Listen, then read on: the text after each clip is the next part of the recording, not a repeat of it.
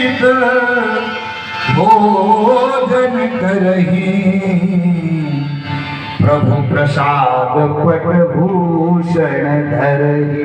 भगवान के चरणों में समर्पित कर दोगे तो कोई भी दोष नहीं रह जाएगा। आज बोले जाओ सोने में निवास करो, अब सोने में तो भगवान निवास, लेकिन सोने में कलयुग बेईमान वाले बेईमानी से लाया गया जो है उसमें कलयुग रहता है। कलयुग ने तुरंत जुगाड़ कर लिया अपना।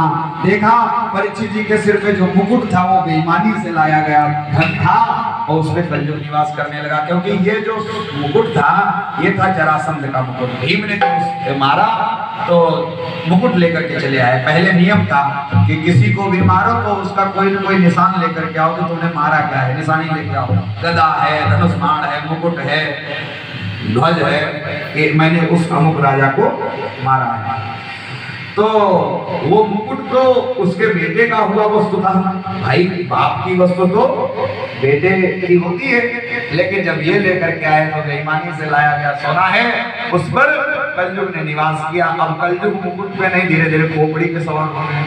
अब जब खोपड़ी पर सवार हुआ तो परीक्षित जी नहीं, फिर तो अब कलयुग बोलना प्रारंभ करता है। सामने गया, धीरे धीरे परीक्षित जी महाराज आगे जब बढ़े तो प्यास लगी। जैसे ही प्यास लगी तो समीप ऋषि का आश्रम था, चिल्लाने लगे, अरे भाई मुझे कोई पानी पिलाओ, मैं राजा हूँ, मेरा कोई स्वागत सम्मान करो, मैं परेशान हो रहा हूँ, बड़ा प्यास लगी, बहुत तेजी से प्यास से व्यथित हूँ। अब कोई निकल के नहीं आया, क्योंकि समीप ऋषि ध्यान कर रहे थे, समाधि में बैठे हुए थे। कोई आया नहीं तो घोड़े पर बैठे बैठे अंदर चले गए और अंदर जाकर के देखा समीप जी ध्यान लगाए बैठे हैं। बोले अच्छा हमको पानी न पिलाना पड़ा इसलिए समाधि लगा ली बाबा ने, चलो अभी देखते हैं कि समाधि तोड़ते हैं। तुरंत एक मरा हुआ सर्प उठाया धनुष की नोक से, पड़ोस में ही पड़ा था, उसको उठा करके गले में लपेट दिया और अपमानित करके राजा वहां से चला आया। समीप ऋषि के बालक हैं श्रृंगी ऋषि, बालकों ने जाकर के बताया उनको कि देखो तुम्हारे पिताजी का अपमान करके राजा साहब चले गए। दौड़ करके आए तो संकल्प करके और श्राप दे दिया, इति लंघित मर्यादा तक्षका सब समय है नहीं।